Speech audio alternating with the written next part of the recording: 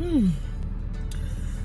Dis-moi, qui fait la lessive chez toi? Qui fait le repassage? Le repassage, est-ce qu'on repasse encore aujourd'hui? Qui fait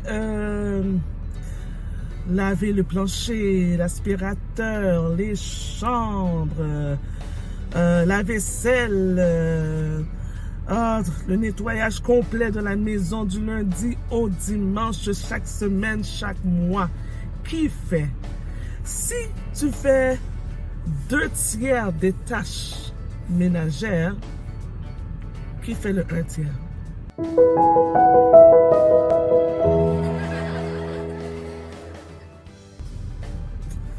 Est-ce que c'est toi? Maman, dis-moi pas que c'est toi qui fais tout à la maison. Oh non. Alors, si c'est ça, je t'invite, je veux aujourd'hui, en ce début de l'année 2025, aujourd'hui, que tu puisses prendre le temps, prends le temps de refaire ou d'améliorer, de modifier l'organisation familiale. De modifier un peu les choses. C'est le temps où tout le monde s'assoit, tout le monde réfléchit un peu au mois de décembre, janvier, pour refaire la planif de la famille, les résolutions, ces choses-là. Hein, c'est le temps de faire ça. Alors, je veux juste t'inviter aussi peut-être à mettre en place un système, un nouveau système, ou à changer, à voir qu'est-ce qui fonctionne, qu'est-ce qui ne fonctionne pas, pour que tu fasses pas tout à la maison. C'est une statistique, on dit que 2/3 des tâches ménagères, c'est la maman, et 1/3 des tâches, c'est séparé, partagé entre tes enfants et l'autre conjoint. Donc, ce que je veux faire dans cette vidéo, c'est te donner peut-être quelques conseils pratico-pratiques pour que vraiment à la maison, les tâches, pas que ça soit partagé 50-50, je ne sais pas, moi je suis pas genre de personne qui... Le 50-50, là, je suis comme un non, là, tu sais. La plupart des tâches, c'est normal, c'est nous les mamans. Le foyer, la maison, c'est normal. C'est le parent, ok? Je parle aux mamans, mais je sais très bien qu'il y a des papas qui ont toute la responsabilité aussi, donc le parent aussi. Alors, voici les conseils que j'aimerais te donner, te partager pour vraiment améliorer l'organisation familiale, surtout au niveau des tâches ménagères. Premièrement, je t'invite, et puis ce que je te dis, c'est ce que j'ai fait aussi. Je l'ai fait aussi, je le faisais, je le fais avec mon conjoint. Donc, je t'invite à le faire aussi. La première chose à faire, c'est vraiment de prendre un bon temps de s'asseoir avec l'autre parent d'abord et avant tout. Le temps, le moment propice, ok? Pas le moment que toi tu préfères. Un moment propice pour les deux, si les deux sont là. Un moment propice, approprié, parce que vous avez l'esprit tranquille pour pouvoir vous asseoir et parler de la planification. Et puis dans la planification, on va rentrer les tâches, ok? Ça, c'est... Trouve ce temps. En fait, quand c'est le temps, trouve le bon temps pour pouvoir le faire, le bon timing, comme on dit. Ensuite, puisqu'on parle seulement pour les tâches ménagères. Là, je ne vais pas rentrer dans toutes les autres choses, sinon ça serait un atelier, ça serait une masterclass. Je vais passer seulement au niveau des tâches ménagères, ce que j'ai fait. Alors, pour les tâches ménagères, qu'est-ce qui est bon aussi, et c'est une pratique que j'ai faite et que je continue à faire, c'est que sur papier, d'écrire toutes les tâches qu'il y a à faire à la maison. Oh boy, qu'il y en a tellement de tâches à faire, je le sais. Écris toutes les tâches que pas seulement que tu fais, mais qu'il y a à faire dans la maison. Tes tâches, tes responsabilités de tout le monde, ok? Écris-les sur papier. Même, pense pas aux autres, pense pas à telle personne qui doit faire ça, c'est pas ça. L'exercice que je te demande de faire, c'est vraiment d'écrire toutes les tâches que tu as à faire. Et puis, juste cet exercice-là est thérapeutique. Juste ça, tu réalises, ça va te faire réaliser beaucoup de choses, voir comment on en fait. On fait beaucoup de petites tâches, grosses tâches à la maison. Et pourquoi je fais tout ça? Et pourquoi, voilà, ça va te faire réfléchir, ça va te faire questionner, voir, oh, mais je comprends pourquoi je suis fatiguée. Oh, je comprends pourquoi je suis en colère parfois. Oh, mais je comprends pourquoi je répète souvent. Etc. mets-les toutes. Et lorsque tu vas venir avec, après ça serait de venir avec le conjoint, comme je t'ai dit, au bon moment.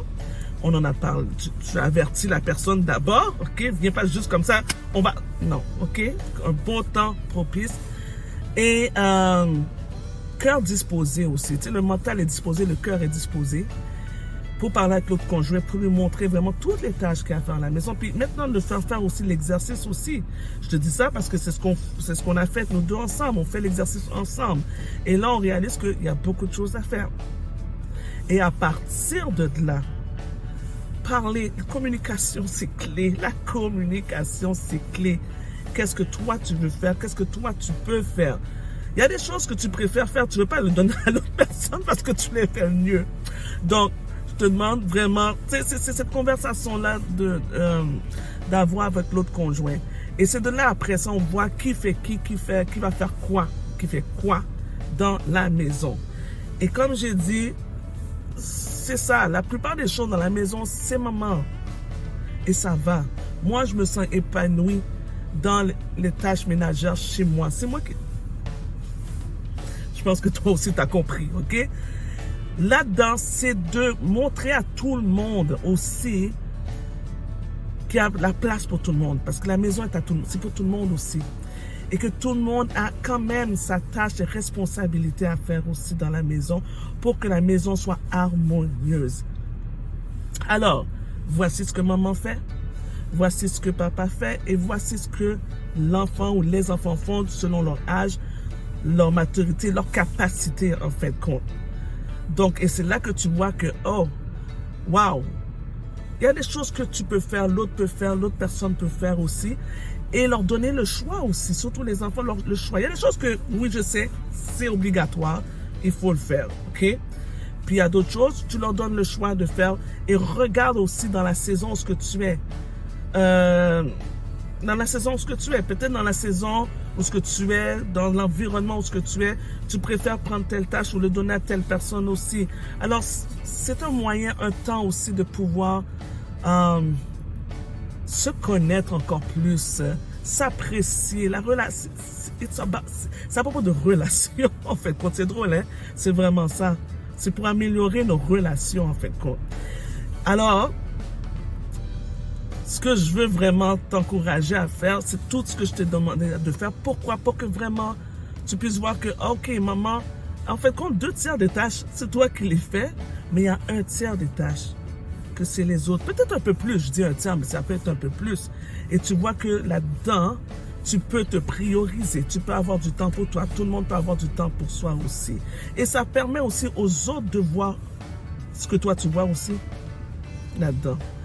Donc, je t'encourage à faire cet exercice-là en début de l'année pour avoir vraiment une organisation familiale encore mieux, pour améliorer cela. Si tu veux vraiment approfondir, avoir plus de conseils, de stratégies, n'hésite pas à aller voir mon programme sur l'organisation familiale. Là, je parle de tout. Là, je parle de seulement des tâches, tout ça, mais là, je vais parler des valeurs, des règles familiales, de la discipline, de votre vision, de la mission de la famille. C'est quoi? Est-ce que tu l'as établi? Sinon, il faut établir ça. Okay? Et d'avoir une meilleure communication aussi avec l'autre parent et avec tous les enfants. Donc, je t'invite à prendre un moment en ce début d'année de pouvoir t'asseoir par rapport aux tâches et voir qu'est-ce qui peut se faire, qu'est-ce qui peut s'améliorer, qu'est-ce qu'on peut modifier ensemble pour le bien-être de tout le monde. Alors, vas-y, je t'invite à aller voir mon programme, la masterclass aussi qui est gratuit. Je vais tout mettre ça en dessous de la vidéo. Et sur ce, je te souhaite vraiment un bon succès avec tes enfants en cette année 2025. Et n'oublie pas, sois le capitaine de ton petit pirate.